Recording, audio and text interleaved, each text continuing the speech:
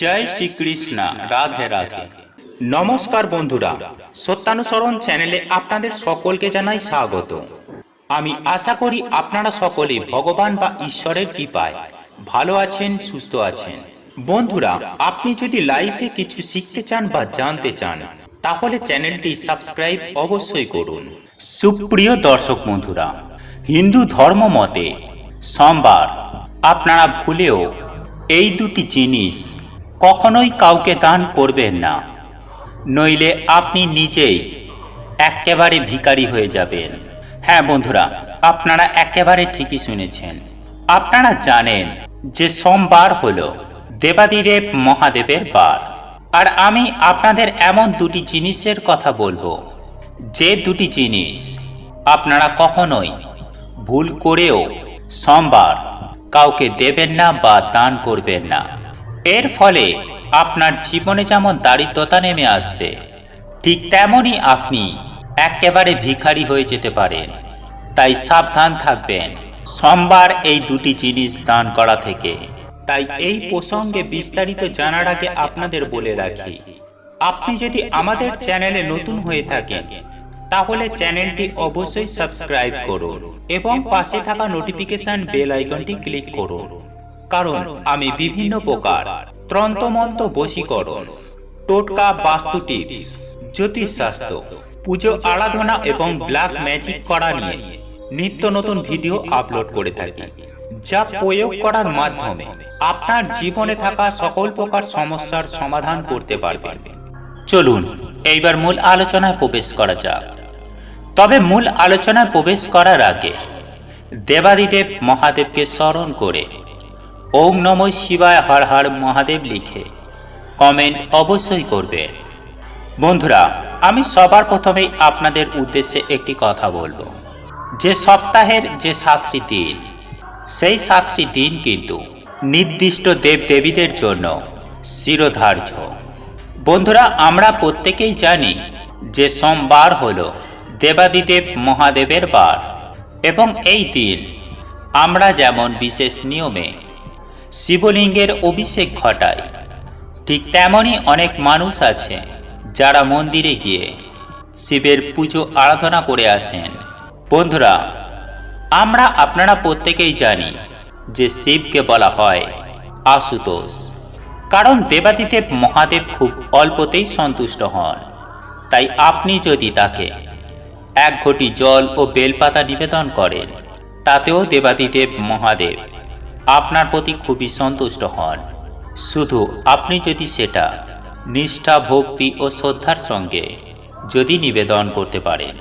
বন্ধুরা, এবং একই সঙ্গে শিবলিঙ্গের উদ্দেশ্যে বেলপাতা, ধুতরা ফুল বা শ্বেত আকন্দ ফুল যদি নিবেদন করা হয়, তাহলে দেবাদিদেব মহাদেব অত্যন্তই সন্তুষ্ট হন।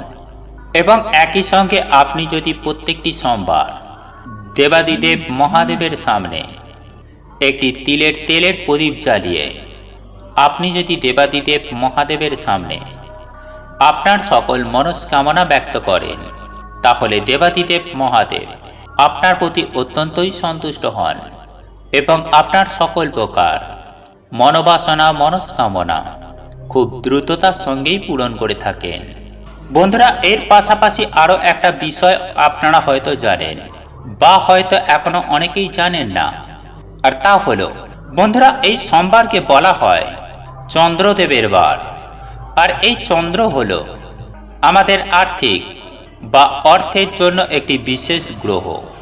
বন্ধুরা, আমাদের আর্থিক উন্নতি বলুন বা আমাদের অর্থ উপার্জন বলুন, এই সমস্ত কিছুই কিন্তু এই চন্দ্রদেবের দ্বারা নিয়ন্ত্রিত হয়ে থাকে। বন্ধুরা, আজ আমি যে দুটি জিনিসের কথা বলবো, এই দুটি জিনিস আপনারা কেনই কাউকে দেবেন না বা দান করবেন না, সেটা আপনারা প্রথমেই জেনে রাখুন, বা এর সঙ্গে কি যোগসূত্র রয়েছে সেটাও আপনাদের জেনে রাখা প্রয়োজন। কারণ এই বিজ্ঞানের যুগে শুধুমাত্র বলে দিলেই হয় না, কারণ মানুষ কখনোই এটাকে মেনে নেবেন না, এটিকে বিশ্বাসও করবে না। তাই এর সাপেক্ষে যুক্তি তো অবশ্যই জেনে রাখা প্রয়োজন। বন্ধুরা, একটি কথা আমি আপনাদের উদ্দেশ্যে বলে রাখি যে আর্থিক উন্নতির বিভিন্ন রকম জিনিস আছে। যেমন ধরুন চাল, যে চালকে আমরা মনে করি মা লক্ষ্মীর দান, অর্থাৎ আর্থিকভাবে সমৃদ্ধ হওয়ার পাশাপাশি আমাদের এই অন্ন কিন্তু আমাদের জীবনে অত্যন্ত গুরুত্বপূর্ণ একটি জিনিস। এবং একই সঙ্গে আপনাদের উদ্দেশ্যে জানিয়ে রাখি যে আপনারা কখনোই কিন্তু যে কোনো সোমবারই বলুন না কেন, কেউ যদি আপনার বাড়িতে এই চাল ফুরিয়ে গেলে বা চালের জন্য যদি কেউ সাহায্য চাইতে আসে, কখনোই তাকে কিন্তু আপনারা চাল দেবেন না। মনে রাখবেন, এই চাল যেমন মা লক্ষ্মীর একটি অত্যন্ত গুরুত্বপূর্ণ জিনিস, ঠিক তেমনই এই চাল চন্দ্রদেবের সঙ্গেও অত্যন্তই গুরুত্বপূর্ণ এবং ঘনিষ্ঠপূর্ণ একটি বিষয়। তাই বন্ধুরা, আমি আপনাদের উদ্দেশ্যে বলবো যে এই চাল আপনি হয়তো পাশের বাড়ির কোনো মানুষকে না দিলে সেই মানুষটি হয়তো আপনাকে খারাপ ভাববে বা সম্পর্ক হয়তো খারাপ হয়ে যাবে। বন্ধুরা, আপনি তাকে ব্যাপারটি বুঝিয়ে বলবেন, আর যদি পারেন আপনি তাকে কিছু টাকা দিয়ে দিন এবং তাকে বলুন বাজার থেকে কিনে এনে তাকে রান্না করতে। কিন্তু কখনোই আপনি আপনার ভাঁড়ার থেকে এই চাল বার করে তাকে দেবেন না, বিশেষ করে সোমবার এবং বৃহস্পতিবার। বন্ধুরা, এরপর দ্বিতীয় যে জিনিসটির কথা বলবো সেটি হলো মাছ। হ্যাঁ বন্ধুরা, আপনারা একেবারে ঠিকই শুনেছেন। আমরা অনেক সময় দেখে থাকি যে মাছ বাড়িতে রান্না করার পাশাপাশি আমরা প্রতিবেশীকে মাছের তরকারি দিয়ে থাকি। এই বিষয়টি কিন্তু আমাদের মধ্যে অনেক সময়তেই ঘটে থাকে। কিন্তু বন্ধুরা, আমি আপনাদের একটি কথাই বলবো, আর তা হলো এই সোমবার দিন ভুল করেও কখনো আপনারা মাছের রান্না বা মাছের তরকারি করলে কখনোই কাউকে দান করবেন না বা দেবেন না। হ্যাঁ বন্ধুরা, আপনি যদি সোমবার দিন মাছকে যদি আপনি এই দিন, বন্ধুরা এছাড়াও এই দিন আপনারা যদি মাছকে আটার গুলি খাওয়াতে পারেন, তাহলে অত্যন্তই শুভ ফল আমাদের জীবনে মেলে। হ্যাঁ বন্ধুরা, আপনারা ঠিকই শুনেছেন। তাই সোমবার আপনার বাড়িতে যদি মাছ রান্না করে থাকেন, তবে আপনারা ভুলেও আপনারা আপনার বাড়ির প্রতিবেশীদের মাছের তরকারি বা মাছ কখনো দান করবেন না বা দেবেন না। বন্ধুরা, এই বিষয়গুলি হয়তো অনেকেই জানেন না, তবে অবশ্যই আমি আপনাদের উদ্দেশ্যে বলবো, এই বিজ্ঞানের যুগে এই বিশেষ নিয়মগুলি আজকাল কেউ মানতে চায় না। এই সমগ্র ব্যাপারটি অবাস্তব কুসংস্কার বলে উড়িয়ে দেন। বন্ধুরা, তাদের উদ্দেশ্যে বলি, এই নিয়মগুলি পালন করলে অন্ততপক্ষে আপনার জীবনে কোনো ক্ষতি হবে না। আর এই নিয়মগুলি যদি মেনে চলেন, আপনি জীবনে অনেক উন্নতি করতে পারবেন। এক কথায় বলা যেতে পারে যে আপনি অখণ্ড সৌভাগ্যের অধিকারী হবে। বন্ধুরা, এবং একই সঙ্গে আপনি যদি দেবাদিদেব মহাদেবকে অত্যন্তই প্রসন্ন করতে পারবেন।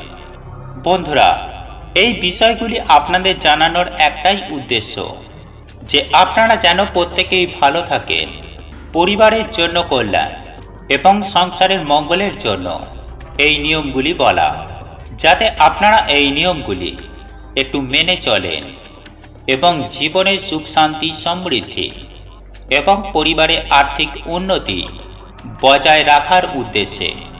বন্ধুরা, একই সঙ্গে আপনাদের উদ্দেশ্যে আরও কয়েকটি কথা বলে রাখি।